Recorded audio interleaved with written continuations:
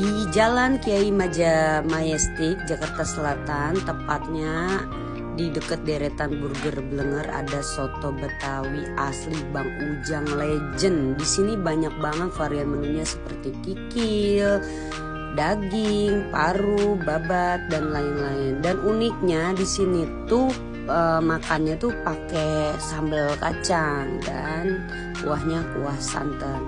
Bukanya dari jam 4 sore sampai jam 11 atau jam 12 malam. Pokoknya patut banget direkomendasi. Setelah sekian purnama gue nggak upload konten TikTok kulineri gue dan akhirnya gue upload kembali lagi.